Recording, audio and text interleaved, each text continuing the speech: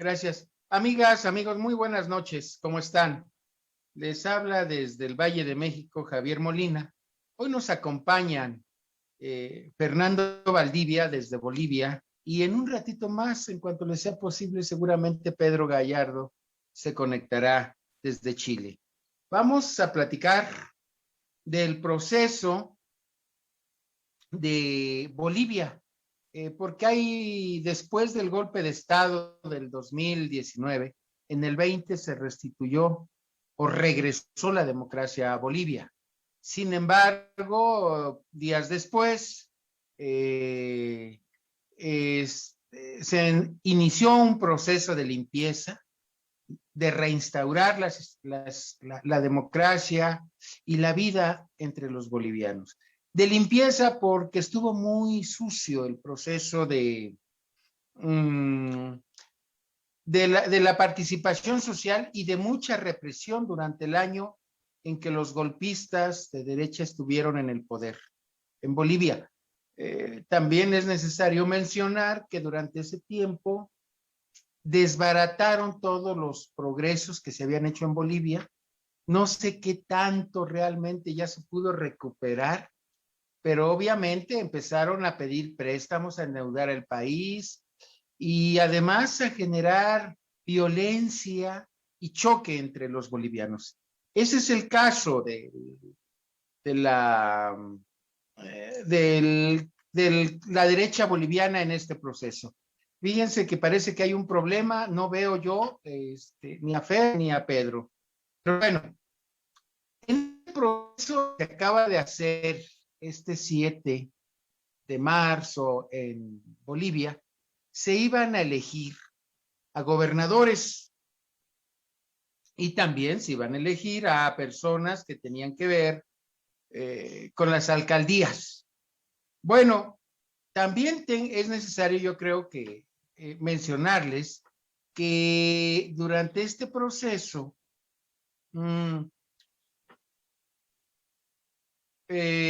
tuvimos una dificultad muy grande, que es el que la derecha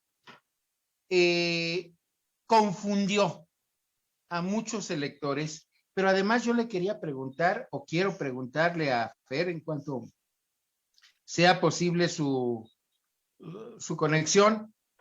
Está conectado, Fernando. ¿Ah, sí? Sí. Es que no me ha contestado. Entonces, Fer, platícanos, ¿qué estuvo en juego en este proceso? Y es que me escuchas, porque yo no lo veo en la pantalla. Claro que sí, te diré como una antigua novia que yo tenía, no te pierdes mucho si no me ves. En todo caso, yo te escucho y te veo perfectamente. Bueno, sí, mira, acá en Bolivia efectivamente hemos culminado toda la fase de lo que ha sido la elección que nosotros denominamos de elecciones subnacionales. Este término subnacionales da a entender que se trata de elecciones para, como tú bien lo has mencionado, determinar quiénes van a ser las autoridades a nivel departamental. Los departamentos, reitero, equivalen más o menos a los estados en México. Y tenemos nosotros en Bolivia 9 departamentos, cada uno de ellos con su ciudad capital, y más de 350 alcaldías que estuvieron en juego a todo lo ancho y largo del país. Estas alcaldías, a su vez, se nutrían no solamente con la elección de los alcaldes, sino también de los respectivos consejos municipales, que varían de acuerdo a la población, a la cantidad poblacional de cada ciudad. En tanto que para los gobernadores también se elegía a una asamblea deliberativa de carácter departamental.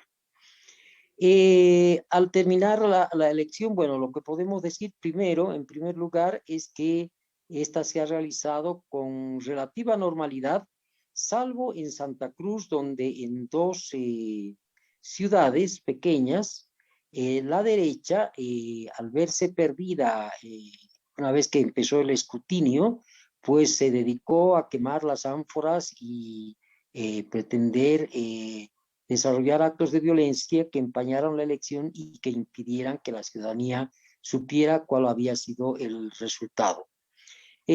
Acá hay un común denominador en la derecha. Cada vez que pierden, alegan fraude y cometen estos actos.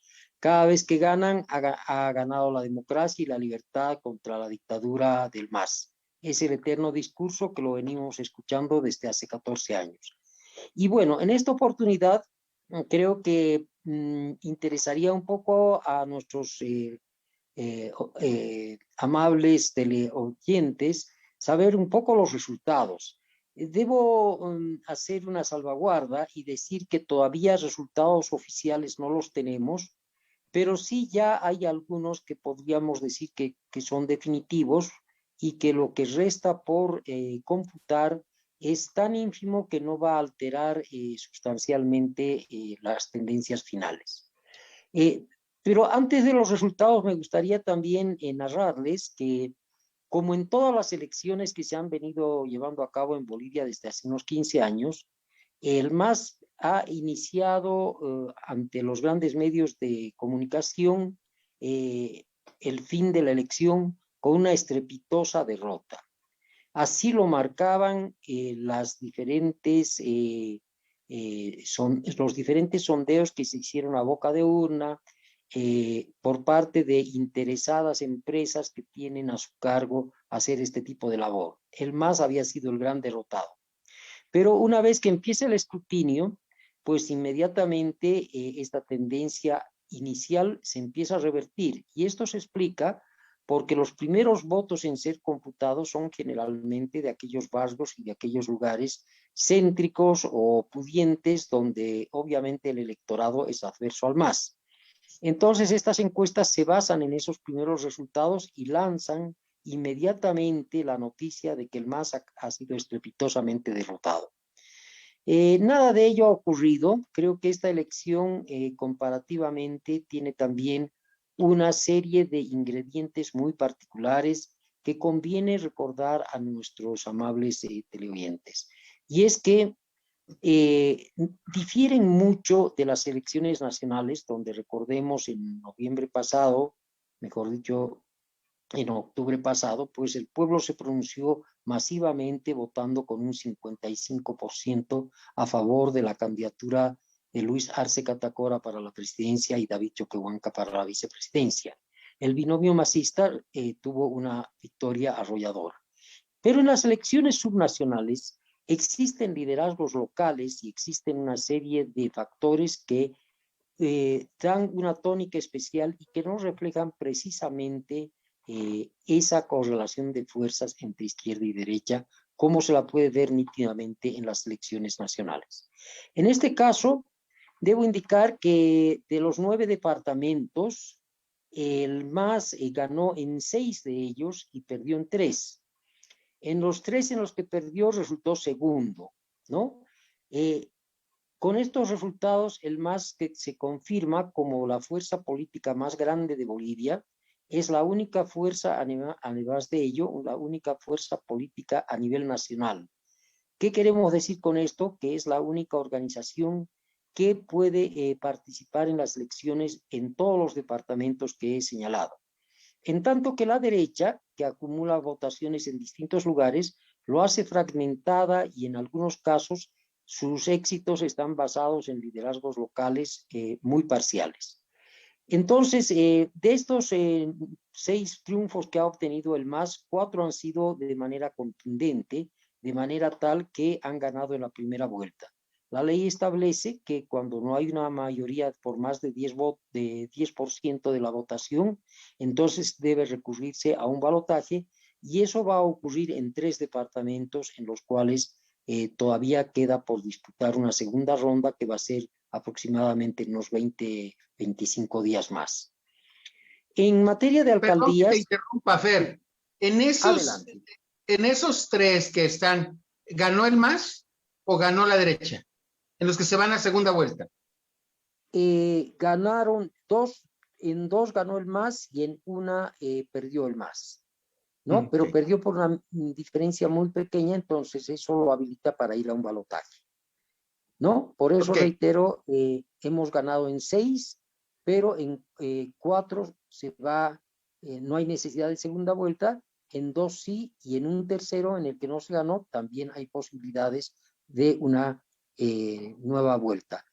Y queda en tela de juicio, curiosamente, Santa Cruz, que es el departamento donde se concentra mayoritariamente el voto de la derecha. Ocurre que allí, en un principio, este departamento es un departamento con una muy fuerte presencia de sectores empresariales agroindustriales, y allí es donde se ha afincado mucho la derecha. Entonces, en este departamento, inicialmente las encuestas hablaban de una victoria para la gobernación de hasta el 70% de votos a favor del candidato de derecha, que dicho sea de paso, fue uno de los autores del golpe de Estado de noviembre de 2019.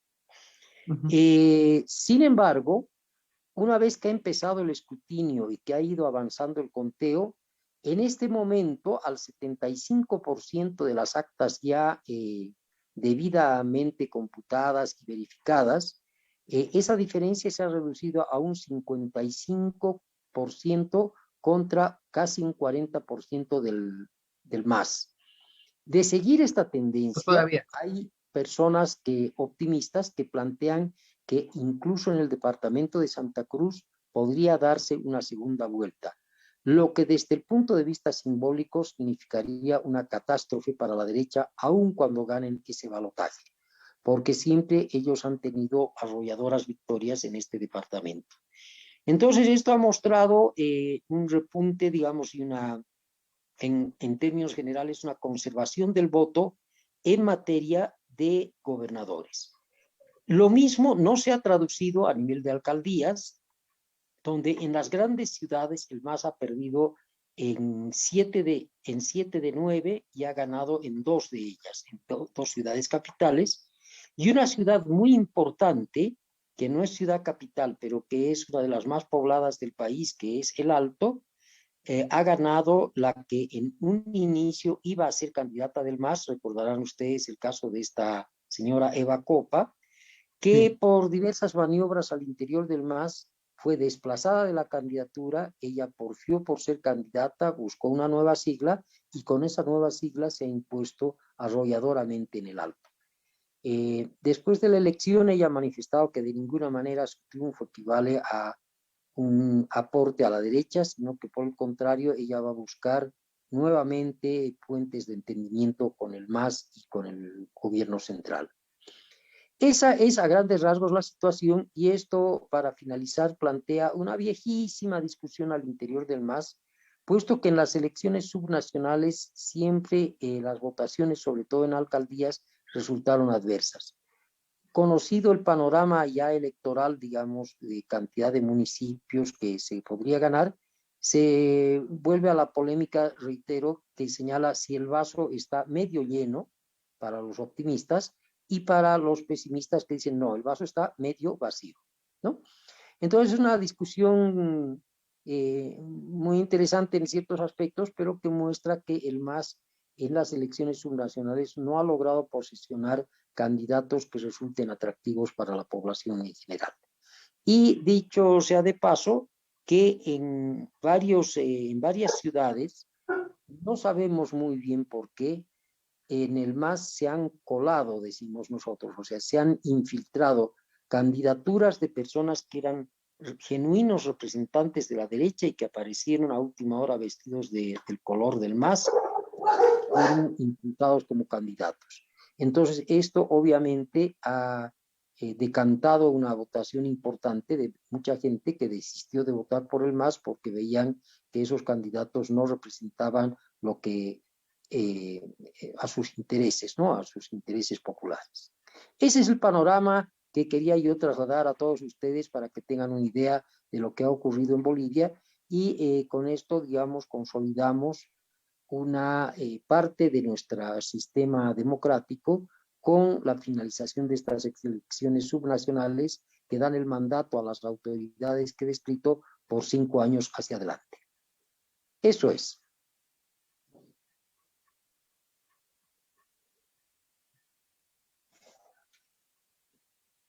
Javier, Adelante, Javier, compañero. tiene su apagado, su audio Perdón. apagado. Sí, ya, perdón. Quiero darte las gracias. Les decía que me he quedado con muchas dudas, pero lo haré en la segunda ronda. Quiero darle las gracias y la bienvenida a Pedro, que lo vi desde hace ratito, pero estabas interviniendo y preferí, que era muy interesante lo que nos estás diciendo. Así que le doy la bienvenida a Pedro, y si él tiene alguna pregunta o alguna intervención al respecto del proceso electoral boliviano, adelante. Prende tu micrófono, Pedro. Muchísimas gracias. Un saludo para Fernando, para Javier, para Frauke, el programa La Voz de la Patria Grande. Bueno, yo quisiera hacerle alguna pregunta al compañero Fernando. Hay dos cosas, a mi juicio, importantes. Quisiera saber, no sé si tendrán los datos, pero quisiera saber el resultado del MAS a nivel nacional, porque cuando se hablan de cifras, siempre se habla de departamentos, ciudades, etcétera. Entonces, se confunde un poco. Creo que los resultados electorales, en este caso, dan una idea o encaminan un poco la política, la continuidad de alguna política de un determinado sistema a nivel nacional. Es determinante a mi juicio. El MAS, ¿cuál es el porcentaje que ha tenido a nivel nacional? Si es que tienes alguna cifra en comparación a las anteriores elecciones. Y hay una cosa muy interesante que a nivel de latinoamericano, las elecciones generalmente, la segunda vuelta, la regla general es que sean las presidenciales, así lo entiendo yo. Y me llama la atención que acá en Bolivia la segunda vuelta también se da en el caso de gobernadores, alcaldías, concejales. Interesante ese factor político donde en realidad la democracia es más representativa y tal vez a lo mejor por la intervención del MAS se aplicó esa política de segunda vuelta en alcaldía, etc. Bueno, esa es mi inquietud para el compañero Fernando. Gracias, Pedro. También darte la bienvenida. Te estábamos extrañando al principio del programa. Pues decirte que es un poco difícil esto de señalar porque, como señalaba al principio, son unas elecciones muy particulares que tienen formas de expresión diversa. Mira, te voy a poner dos casos, el caso de La Paz y el caso de Cochabamba, que son dos departamentos muy importantes poblacionalmente hablando. En ambos, la derecha, pero la derecha además con candidatos de derecha, representativamente de derecha, han ganado las alcaldías. Y, sin embargo, las gobernaciones han sido ganadas por el MAS en esos mismos departamentos. Entonces, ¿qué pasa? Tú como elector tienes una boleta donde te ponen el nombre del candidato a gobernador con su partido y tienes en la misma boleta también el candidato o la nómina de candidatos para la alcaldía. Entonces tú puedes hacer lo que se denomina el voto cruzado, es decir, votas por el MAS, por decirte, para gobernador, pero votas por un candidato de derecha cuando se trata de una alcaldía.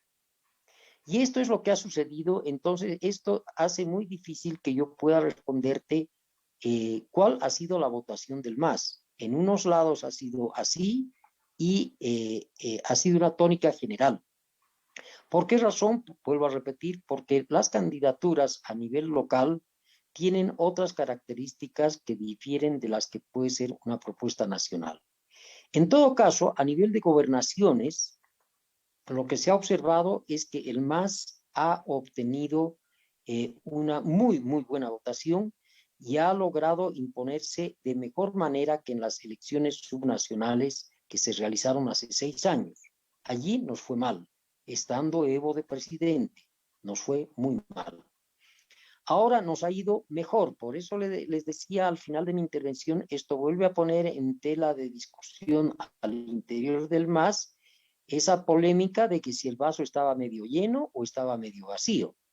Es decir, hay algunos que señalan que esto es un triunfo y otros que dicen, no, pero mira, no ganamos en las principales ciudades, ¿no?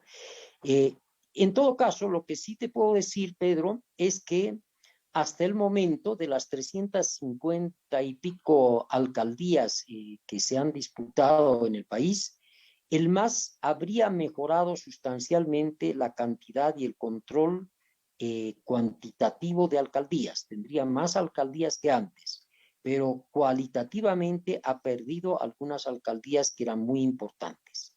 Entonces, esto es también absolutamente relativo. Tenemos el grave problema de que en Santa Cruz es altamente probable que se haga con la gobernación un personaje que se llama Luis Fernando Camacho, que ha sido uno de los principales actores del golpe de Estado de octubre de 2019. Un hombre recalcitrantemente derechista que públicamente ya ha amenazado con constituirse en una piedra en el zapato para el gobierno central. Y esto va a definir muchos problemas. Pero ya la parte analítica de lo que significan estos números los dejo para una segunda parte. Eso podría contestarte, querido Pedro. Gracias, Fer, muchas gracias. Oye, este personaje del cual hablas en Santa Cruz, ¿no es este cuate que entraba con una Biblia y todo este tipo de cosas? ¿O es otro? El mismo que viste y calza. Ese es el mismo, sí. Él se presentó Y que de por candidato cierto se allí. puso a chillar en el proceso electoral, ¿no? Si no mal recuerdo. Sí, bueno, hicieron diversos shows orientados a crear problemas y demás, ¿no? Es una forma de accionar político que tienen todos ellos, tienen grupos de choque, amedrentan, etcétera, ¿no? Él es, curiosamente, él está ingresando por la vía del voto popular como estaría, reitero, es relativo porque tal como van las tendencias hasta el momento, voy a reiterar el porcentaje todavía computado que es del 75% de las actas, a ese 75% hay una 55% de votación para este Camacho y cerca a un 40% para el MAS. Si se mantiene esta tendencia, podría descender Camacho a menos del 50% y el MAS aproximarse al 40%, lo que obligaría a un balotaje. Advierto una aclaración más a Pedro, el balotaje no es para las alcaldías, es solamente para los gobernadores, o sea, para los 9 gobernadores de los 9 departamentos. Sí, las alcaldías ganan por simple mayoría. Se está dando un caso muy interesante en Santa Cruz, donde un candidato de ultraderecha cantó victoria muy rápido con estas encuestas a boca de urna que propiciaba la misma derecha, pero se ha ido revirtiendo la votación y ahora está ganándole un populista de derecha, que podría, digamos, tener algún grado de entendimiento con el MAS a futuro, pero que estaría desplazando al candidato de la ultraderecha, pero por cosas de unos cuantos votos, de unos cuantos cientos de votos, te puedo decir. Está muy, muy, muy reñida esa elección y allí todavía estamos con un 75 u 80% de actas computadas, o sea que todavía ninguno de los dos puede cantar victoria, pero seguro que se va a definir entre ellos dos. Pues por mi parte, déjame hacerte un comentario. Me da gusto porque en la plática, en el programa de hace 8 días, pues tuvimos el problema de que pues que nos dolió mucho la pérdida del grupo democrático en El Salvador, ¿no? Que se haya reducido a su mínima expresión. Lo que hoy nos dices en Bolivia nos ayuda un poco a restablecer ese estado de ánimo, porque fíjate que quiero invitarlos a los dos a que hablemos dentro de 8 días de Brasil, porque ese caso lo tenemos que analizar, sobre todo ahora que el sistema judicial brasileño parece que ha reconocido que inventó todas esas, digamos, esos fallos judiciales contra Lula da Silva y que regresa y probablemente se convierta otra vez en presidente de Brasil.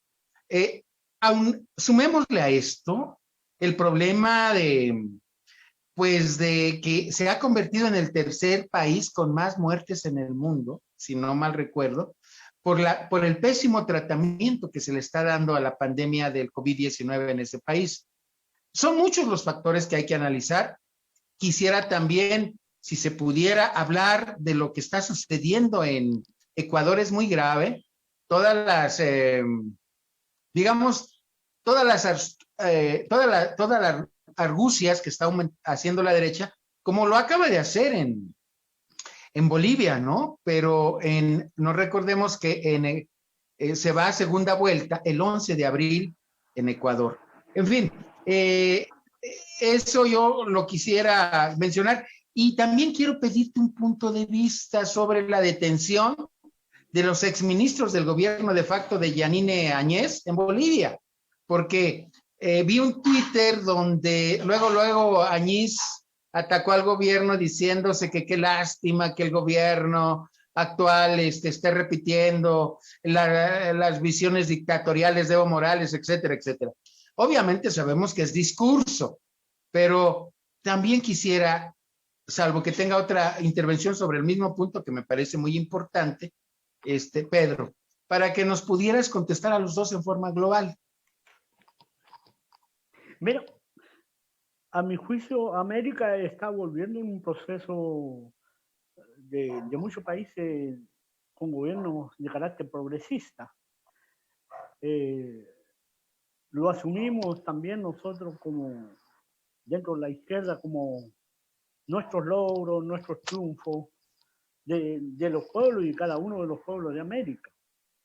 Aquí yo hacía un análisis, por ejemplo, hace un año atrás Bolivia era una Bolivia con una política fascista. En el caso de Ecuador también, Argentina, México, Brasil, y que hoy día todos esos países, todas esas naciones hermanas, bueno, en el caso de Brasil está por verse aún, pero todo indica que hay mucha posibilidad de recuperar un gobierno progresista. El mismo caso ocurre con Ecuador. Ya México se ha consolidado como un gobierno leal a su pueblo, con un programa que está cumpliendo, con un programa económico, político y social muy interesante. Sabemos todo que México es una gran potencia a nivel latinoamericano, como lo es Brasil y Argentina, potencias gigantes, ¿no? Argentina, que hace tal vez más de un año que el fascismo fue derrotado. Así es que veo un progreso, una vuelta para que sí se haga presente ahora la política latinoamericana con la que soñaba el compañero Chávez, ¿no? La América grande, ¿no? Acá en Chile hay cosas realmente, una especie de esquizofrenia de la política para los partidos que se dicen y que fueron históricamente luchadores contra la dictadura y que hoy día están favoreciendo los intereses del pinochetismo y del gran empresariado, como es el Partido Socialista, un partido cuyo líder fue Salvador Allende, uno de los más grandes partidos revolucionarios hasta antes del golpe militar, que fue, tuvo un gran liderazgo histórico el Partido Socialista y que hoy es una basura. Hace una semana atrás, todo el Congreso que reúne a senadores y diputados del Partido Socialista votaron en favor de mantener el toque de queda hasta el mes de junio. Ellos son partidarios de que los militares sigan controlando las calles de todo el país. Fue una votación con alianzas de la derecha y el pinochetismo, el Partido Socialista. Y en segundo lugar, un par de días después, votaron en favor de toda la militarización de la zona mapuche, donde están las agrupaciones indígenas, para autorizar la llegada de tanques, todo un contingente de guerra a esa zona y cometer todo tipo de abusos policíacos y militares contra los pueblos originarios, apoyado por el Partido Socialista. Entonces, es muy triste lo que está ocurriendo y se presta para confusiones. La juventud que anhela grandes cambios está confundida con los sectores de izquierda porque ellos han tomado el símbolo, han abrazado, en el caso de falsas banderas, falsa concepción de lo que es el socialismo, etc. Entonces la juventud que no tiene una preparación ideológica está muy confundida, no le interesan los partidos, ¿no? Bueno, sin embargo, a pesar de todas esas cosas, la lucha continúa. En abril hay elecciones de alcalde, concejales y además elecciones para los constituyentes y pueden escribir una nueva Carta Magna. Esto es el 11 de abril, el mismo día de las elecciones de Ecuador. Importancia de todo esto es que las organizaciones sociales de todo el país no les interesa en absoluto las elecciones, porque saben que hay toda una manipulación. En el mes de diciembre de 2020, no, de 2019, se dictó una ley con carácter constitucional que en base a eso se tiene que reglamentar toda la nueva constitución. Es decir, esa nueva ley 21.200 aprobada por el Congreso con carácter constitucional pone las condiciones, cómo se debe aprobar la nueva constitución. Entre otras cosas aberrantes, dice que el 74% de los constituyentes electos pueden hacer transformaciones, es decir, un 23%, una minoría, puede oponerse a los cambios de la nueva constitución. Hay la derecha en algunos sectores, algunas regiones lleva 3 listas. A nivel nacional van 2 listas de la derecha. Y los sectores de izquierda, organizaciones sociales, políticas, que quieren terminar con ese sistema, van 80 listas. 80 listas. Imposible de que se pueda lograr la meta de superar más del 70% que exigen para los grandes cambios. Entonces las organizaciones sociales están en ese sentido decepcionante. Es más, Piñera, con todo el tema de la vacuna, que ha sido muy eficaz a nivel de todos los países de América, y así lo dice la televisión a cada minuto, a cada instante, está recuperando credibilidad y la derecha con esto se está frotando los manitos, que va a tener un tremendo éxito el próximo 11 de abril en las elecciones. Y no cabe duda de que va a ser así. Porque además, si no ganase la derecha, en su mayoría, va a tener como aliado al Partido Socialista, a los demócratas cristianos, todos estos partidos que fueron parte de la concertación, donde fue militante la Bachelet y que hace un par de días atrás de nuevo retomó la lucha, las mentiras contra el compañero Nicolás Maduro, la señora Bachelet, alta representante de las Naciones Unidas para los Derechos Humanos. Entonces, eso podría decir del tema de las elecciones a nivel latinoamericano, que está interesante el panorama. Bueno, después viene en el mes de noviembre las elecciones presidenciales, y aquí hay un tema muy interesante. Hay un candidato entre varios, pero hay uno que está encabezando las encuestas y que tiene mucha credibilidad ante el pueblo, que es el alcalde, un alcalde de una comuna cercana acá de Santiago, militante del Partido Comunista, del cual yo le voy a dar mi voto, y el Partido Comunista lo está apoyando como candidato.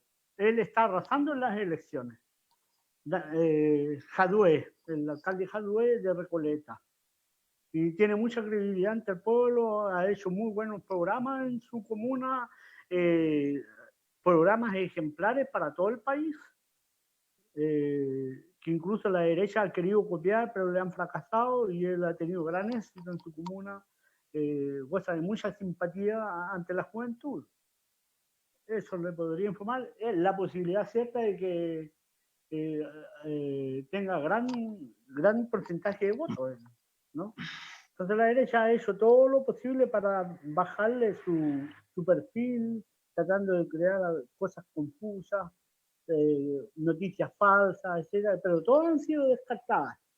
Daniel Jadue es una persona muy inteligente, muy capaz, difícil de que se les pueda manipular o llevarlo a un carril de la confusión. Es muy claro y preciso en sus análisis, y cuando la derecha lo quiere acorralar, tiene argumentos muy sólidos y lo deja muy mal parado a los sectores de derecha, de la concertación. Así que hay mucha esperanza de que él logre un triunfo a la presidencia de la República.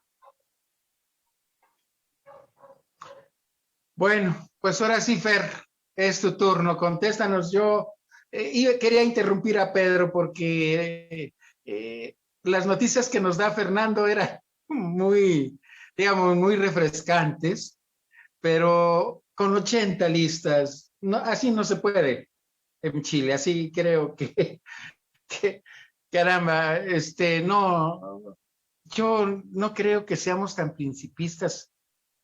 Yo creo que llega un momento en que uno tiene que abandonar ciertas retóricas, ciertas narrativas, tanto presentes como del pasado, para hacerle frente a una derecha que nos puede destruir. Mira, yo estaba viendo ahora las protestas en Paraguay, que en plena segunda pandemia, cómo está la situación, en fin. Por eso digo que dentro de 8 días tendremos que revisar un panorama, si ustedes están de acuerdo, que nos ayude un poco a comprender la geopolítica latinoamericana, no nada más la de coyuntura, que sí, fíjate que 1000 perdones, Pedro, yo se me había barrido que efectivamente me acordé ya, el 11 de abril también son las elecciones en Chile, pero con el panorama que nos dices, pues tendremos que, digamos, tendremos que ser cuidadosos. Ojalá, como tú dices, se perfile el voto para algunos compañeros que sean representativos y que sean ejemplo. Pero bueno, el turno es tuyo, Fer. A ver, platícanos, tanto lo de Áñez como las cosas ahí que están pasando en Bolivia. Sí, efectivamente hay una decisión del gobierno por Luis Arce y David Choquehuanca de no dejar impunes los crímenes que se cometieron ante ese golpe de Estado y en los actos posteriores, que son crímenes algunos de lesa humanidad y otros que constituyen un verdadero atentado contra la economía del país, contra los derechos humanos inalienables de las personas y de las organizaciones. Entonces, en ese sentido, hace unas horas ya se ha formalizado la acusación contra la autoproclamada presidenta Yanine Áñez, que ha sido encausada, y lo mismo contra un par de militares, uno de ellos de nombre cómico, para ustedes, se llama Calimán, ¿no? Ese es su verdadero nombre, que fue uno de los militares golpistas que invitó a Evo Morales a renunciar, y luego participó de la posesión fraudulenta de esta presidenta de facto. Entonces, la Fiscalía del país ha tomado cartas en el asunto, ha elaborado los pliegos acusatorios y en este momento esos pliegos acusatorios ya están marchando e inclusive en algunos casos tenemos ya las órdenes de aprehensión por el temor a que puedan fugar del país, como ha ocurrido con varios ministros de Áñez que ya están en Estados Unidos y cuando llegan a Estados Unidos, pues el tío Sam no los devuelve ni a cañonazos, ¿no? Entonces, esa es la situación, estamos con mucho optimismo al respecto, porque obviamente se va a tratar de un juicio público, un juicio en el que se va a garantizar el debido proceso, que significa que los acusados tendrán la oportunidad de esgrimir argumentos de defensa y por lo tanto, pues vuelve a haber cierto optimismo respecto a procedimientos judiciales que puedan devolverle credibilidad a la justicia. Y, por supuesto, los familiares de las víctimas han festejado esta decisión que se viene dando en Bolivia porque significa el inicio de la reparación de la injusticia. Y yo creo que esa tónica va a continuar porque hemos recibido la visita de un personaje muy querido acá en Bolivia, creo que ahora vive en Colombia, que fue alto comisionado de Naciones Unidas para los Derechos Humanos, él se llama, apellida Racinot, creo que es canadiense este señor, y él en sus primeras declaraciones sobre Bolivia dijo que sería muy interesante que también se sometiera a juicio a todos los grupos paramilitares que actuaron de manera impune en nuestro país, ¿no? Haré un corte comercial, pueden leer un artículo al respecto en el sitio www.venceremos.info. Allí hay un artículo explicativo de lo que está sucediendo en materia de estos juicios y creo que va a ampliar la información para quienes tengan interés en este aspecto de la política boliviana. Perfecto. No sé si tengas alguna otra pregunta, Pedro, porque yo quisiera ahora hacer un comentario, bueno, un poco difícil para hacer, que más que comentario es una duda. Quiero preguntarle, ¿cómo ha funcionado este nuevo gobierno frente al MAS y frente a la derecha? Ya me contestaste en parte, por ejemplo, esto que está haciendo de no dejar impune. Eso ya es una garantía, una satisfacción. No es que sea uno rencoroso, Fer, no es que esté uno enfermo de pasado, es que tampoco se vale dejar a la impunidad que venga, destruya a un país y se vaya con las manos tranquilas después cuando es derrotado. Y este personaje que me dices que está queriendo, o que va arriba en el proceso electoral, yo lo recuerdo porque hablaba a nombre de Dios y actúa como un verdadero diablo. Digo, perdón, y yo pues siento que la hipocresía es parte de funcionamiento de la derecha, y que no podemos perdonarle ni poner la mejilla, ni poner la sociedad para que la destruya. Entonces, quisiera que tú nos dijeras, ¿cómo has visto? ¿Cuántos meses son ya? Bueno, ganó en noviembre, pero ¿cuándo tomó posesión? En diciembre, si no mal recuerdo, ¿no? No, fue en noviembre que tomó posesión, son 4 meses ya de gobierno. Efectivamente, hay una serie de cambios que ya se han traducido en hechos concretos en el país, ¿no? Yo había manifestado en un anterior programa, por ejemplo, la devolución de un crédito fraudulento del Fondo Monetario Internacional, que el gobierno de Luis Arce, en un acto de soberanía y además de cordura económica, decidió devolverlo porque esos préstamos tienen condiciones absolutamente onerosas. Entonces, ese, por ejemplo, ha sido un aspecto en el plano económico que da señales concretas de que el país vuelve a recuperar su soberanía e intenta desarrollar una serie de acciones que le devuelvan las posibilidades de continuar con un crecimiento económico. En el plano judicial ya lo hemos anunciado con estos juicios y en materia productiva se nota ya una reactivación, se ha puesto en marcha una serie de fábricas e industrias estratégicas que estaban completamente paralizadas por el anterior gobierno. Y bueno, de hecho, lo más importante que se ha traducido ya en el cumplimiento de una promesa electoral es que el enfrentamiento a la pandemia tiene resultados ya concretos. Ha habido un abastecimiento de vacunas lo suficientemente holgado como para que pueda planificarse, ya se lo ha hecho públicamente, la vacunación masiva de la población. Entonces, como señalaba Pedro en el caso de Chile, que el gobierno de Piñera aprovechó esta circunstancia para recuperar credibilidad, en el caso boliviano lo que se ha demostrado es que un gobierno democráticamente elegido puede y debe manejar los asuntos del Estado con transparencia, con eficiencia y con efectividad. Y eso es lo que se está logrando y yo creo que en ese sentido se está avanzando. Lo que pasa es que existe una suerte también de desesperación por cierta lentitud. Mira, te pongo un detalle, que no es un detalle menor. Estas elecciones subnacionales que se han llevado a cabo en Bolivia el domingo pasado, se han hecho con los árbitros designados por la dictadura. Vale decir, esa corte electoral está con los miembros que han sido designados por la dictadura. Pese a ello, el gobierno ha decidido respetar los procedimientos y el protocolo que establece la forma en que deben ser removidos estos personajes. Y eso toma tiempo. Entonces, por ello se ha optado por aceptar que ellos sean los árbitros de las elecciones.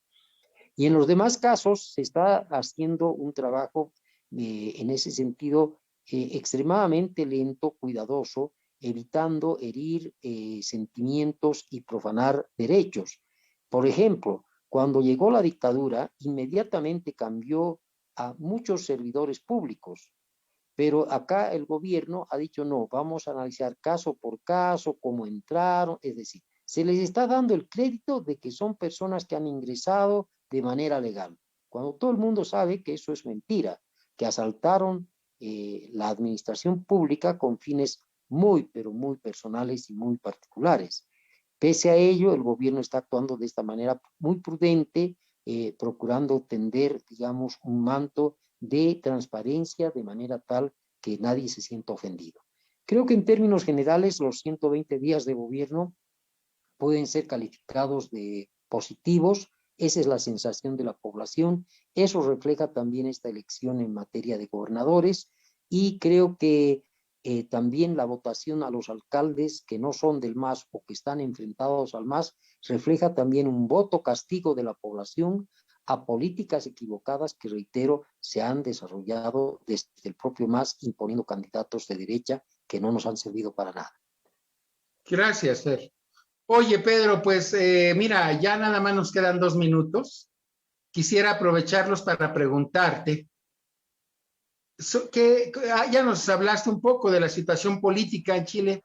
Ahora quiero que nos hables, aunque sean 1 o 2 minutos, sobre las actividades de estos grupos de jóvenes rebeldes que a pesar de la represión se siguen enfrentando a las policías en Chile. Y además el grupo de pueblo originario, los mapuches, que también parece que día con día están tras ellos. Platícanos, por favor.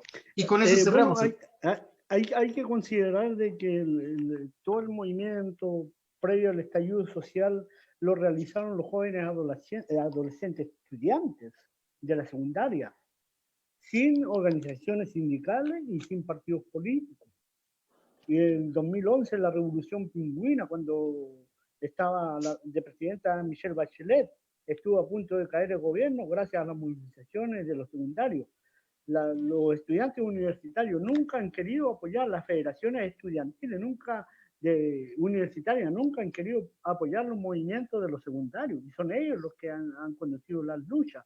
Y hoy día son las organizaciones sociales, las diversas organizaciones sociales, culturales que existen a nivel de capital, son las que están luchando en las calles.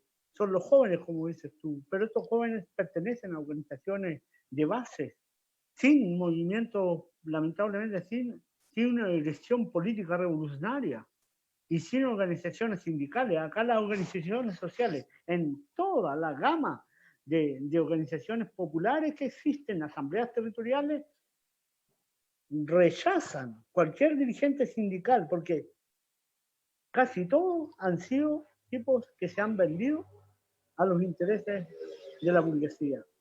Todos los dirigentes sindicales, sin excepción, ¿no?